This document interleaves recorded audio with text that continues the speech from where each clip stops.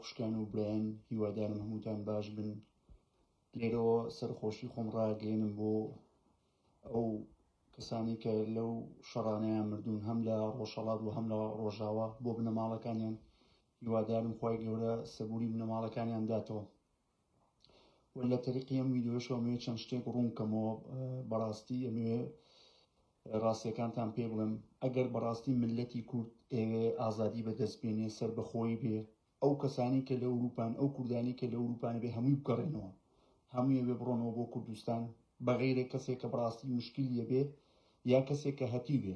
و لەو سەریشەوە لە کوردستان هەر کەس لەم دەقەیە بێتە دەرێ لە کوردستان خیانەتی بە کوردستان کردووە. تێگەشتی ئوروپای ساڵان نەماوە، بەڕاستی ئێرە زۆر ناخۆش بووە. مافی پەنابەریش وا بزانام تا 2030 هەر نامێنێ، تێگەشتی 3-4 ساڵێکە هەر نامێنێ. جوان جۆب دەنێ و کەسانی کە لە کوردستانن پێتانڵم. چونکە ئەگە تۆ چاو لە مێژوش بکەی، لە مێژوشە جووەکان یا یەهودیەکان 80 ساڵە وڵاتیانێ، ئەوانیش ئاوایان کرد لە هەمووی ئوروپا بوون و لە ئەمریکا بوون، گەڕانەوە وڵاتەکەی خۆیان و ئەلان ئیسرائیلیان دروست کرد و ئیسرائیلیش وڵاتێکی بەهێزە. تێگەشتی ئەگەر دەتانەوێت بەڕاستی ئەوە ڕاستیە، نەک لە ئەوروپا بێنە سەرجادا. پێشتری چەندها ڤیدۆم دروست کرد بوو، ئیسفادی توورێکی نییە، تێگەشتی نەک بە زمان، ئەبێ زمان و کردەوەتان یەکشت بێ.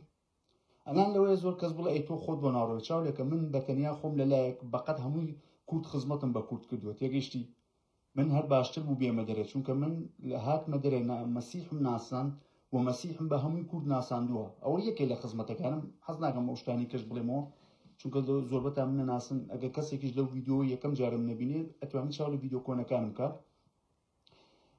من کێشەی گەورەم بۆ من کاتی خۆی هەم خەباتم کردووە، هەم لە پەکەکەیا بووم، هەم دوایی گیراوم، لوتیان شکاندوم، قاچیان شکاندوم، تێگەشتی لە شکنجە دراوم لە زیندانە، حتا لە ئەوروپاش لە چەند وڵات شکنجە دراوم. تێگەشتی و من بەڕاستی خەمخواری کوردم، هیچ کەسێ بەقە من خەمی کوردی نییە. جا لە هەموو نەتەوەیەکی ژا چەند کەسێکی زانا بوون تا نەتەوەکە ڕزگارکەم. تێگەشتی بەڕاستی ئەگەر هەر کەسێک کورد پەروەرە، هەر کەسێک ئەگەر شەڕەفیە، ئەبێ لە خاکەکە بمێننەوە. دوای ئەو کەسانی کە لە ئەوروپاشن هەر هەمووی بڕۆنەوە. تێگەشتی هەر هەمووی بڕۆنەوە. سوورەزانم لە 199تان هەمووتان خەمۆکیتانێ. تێگەشتی هەمووتان دڵتان بۆ کوردستان لێدا. زۆر کەسەیە ڕاستێمە وڵاتمان نەبوو، زۆر کەسەیە بەڕاستی کاتۆتە دەرێ پێشتر مشکلەی نەبوو، یا بۆ ئیقتساد هاتووە بۆ شتێ بڕۆنەوە. تێگەشتی هیچ شەرمی نایە. زۆر کەسی جەنانە بینم لە وڵاتەکان ئەڕۆنەوە، یا زۆرتەوە یا ئەتان نێرنەوە. تێگەشتی ئوروپا نەماوە، بای مەشنە سەرجادە و باوکەڕۆ و دایکە ڕۆم بۆ بکەن لە سەرجادە و ئەوە بای توورێکە. تێگەشتی 100 ساڵێکە گەریەوە بچنە سەرجادە لە ئێرە بای توورەکە. بێ هەر هەمووتان بڕۆنەوە. ئەزانیت چه هێزەکەن، بڕۆنەوە بچنەوە حیزبانەوە. تێگەشتی وەلێرەوە پەیامی چنەوەی بۆ حیزبانی ڕۆژهەڵات خەویان لێکەوتوە. نازانم ئەمانە چه حیزبێکن، هەمووی پێشمەرگەکانیان لە ئەوروپایە. تێگەشتی یا هەر خەریکی نان خواردن. ئاوا نابێت بە قوربان، ئەگەرەوە بەڕاستی سیاست ئاوا نابێت. تێگەشتی من وەک کەسێکی قەشە کەم قەشەشم، سپاس بەخوای گەورەوە، سیاسەتی شارەزام و هەمان کتێبەکەشم نووسیوە کە بێ وڵات بدرێ بە کوردەکان. ئەگە بچنەوە کتێبە بخێنەوە زان سیاسەتی من چەند بەقەوەتە. خۆشەویستان، ملەتی کورد بەڕاستی ئەبێ یەکگرتوو بێ لەم دەقەیە. بەڕاستی هەرەوەی کە کوتم ئەو کەسانی کە لە ئەوروپانەوە هێزێکی زۆرە، تۆ تقریبان هەر لە وڵاتێک و ملیۆنی زیاتری تایە. تێگەشتی بۆ نمونەمە ئاڵمانە 7 ملیۆن کوردی تایە، بریتانیا 2 ملیۆنە، سویدە 2 ملیۆنە. تێگەی ئەو وڵاتانی کەش هەمووی 500,000 ناگە بە ملیۆنە، 700,000 کوردی تایە. هەر هەمووی ئەو کوردانە بێ بڕۆنەوە. تێگەشتی ئەگە بەڕاستی ئەو کورد پەروەرن دەنا ئەگەر ناڕۆێن بۆشی نییە بچێ سەرجادە، ئاڵای کوردستانیش هەڵمەدە لە ماڵێت. تێگەشتی کەسێک کووردە جوان جۆب دەنێ کە خەمی گەلەکەمانی بێ. من لە ڕۆژێکە لەسەر سوشیال میدیا 20 ساعت بۆ نمونە ئینجیلی پیرۆزم بڵاو کردەوە. تێگەشتی 20 ساعت بە 50 سایتەوە. من بیرۆکەی خەڵکی کوردم گۆڕیوە. تێگەشتی من ئیشم لەسەر بیرۆکە کردووە. 100 ساڵ کوردم بەرەو پێشەوە بردووە، خوان بە کورد ناساندووە. هەرەوەی کە کەسێک بچێ ئینجیلی پیرۆز بخوێنێتەوە 1500 لاپەڕەیە. بۆ نمونە کەسێکی 10 ساڵە، 12 ساڵە، 15 ساڵە زانین چ پێشکەوتنێکی بێ. تێگەشتی زانین چ خێر و بەرەکەتێ بوون بۆ کورد.